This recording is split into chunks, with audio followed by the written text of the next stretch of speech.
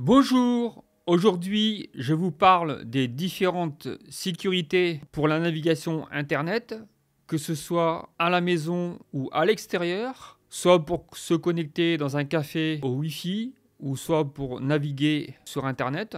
Je vous parle aujourd'hui des différentes façons de sécuriser votre connexion internet. Il y en a plusieurs types. Le premier, c'est le VPN, donc Virtual Private Network. Le VPN va chiffrer la connexion, par exemple, quand vous allez sur un site internet entre vous et le serveur web. Il va chiffrer et donc masquer l'adresse IP, la localisation de votre connexion.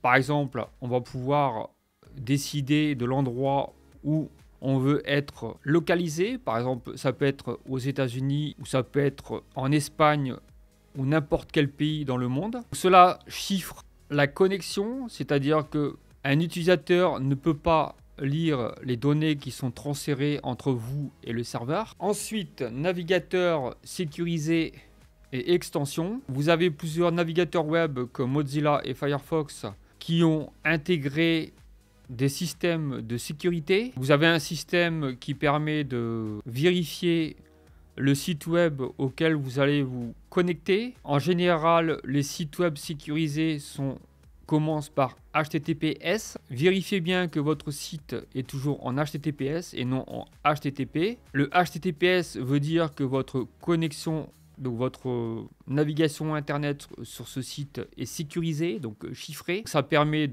d'identifier si le site web est sécurisé ou pas. À partir du moment où vous allez sur le site HTTP et qu'il n'y a pas de S à la fin, c'est un site qui n'est pas sécurisé, donc tout ce que vous allez taper sur ce site web va être transféré de façon claire. Tout ce que vous allez écrire va être clair sur le réseau, donc n'importe qui peut intercepter ce que vous avez écrit sur le site web. Ensuite, vous avez la navigation privée. Cela permet de naviguer sur un ordinateur, par exemple, qui ne vous appartient pas, de naviguer sur un site web sans laisser de traces sur l'ordinateur, c'est-à-dire qu'il va effacer toute trace de navigation. La personne propriétaire de cet ordinateur ne pourra pas savoir sur quel site vous êtes allé. Alors il faut savoir que la navigation privée ne protège pas contre les attaques extérieures. Ensuite, vous avez une extension qui est assez intéressante qui s'appelle NoScript. Cette extension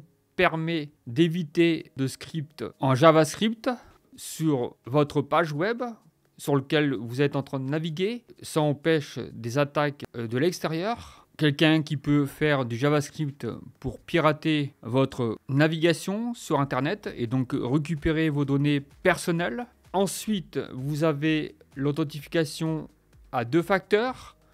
Donc ça vous permet par exemple de vous connecter à un site web. Quand vous vous connectez, on vous demande automatiquement un code de sécurité, soit envoyé par SMS ou par mail. Donc ça vous permet de sécuriser votre connexion. Ça évite qu'un autre utilisateur puisse se connecter facilement, puisqu'il n'aura pas la possibilité d'avoir le code, puisqu'il est envoyé soit sur votre mail ou soit sur votre téléphone, donc par SMS. La désactivation de la géolocalisation vous permet au site web de ne pas vous suivre, éviter les publicités quand vous êtes en train de naviguer sur un site web. Un autre point, donc nettoyer régulièrement le cache de votre navigateur. Cela permet de supprimer tous les cookies et donc le suivi de votre navigation internet, et donc ça vous bloque un peu les publicités.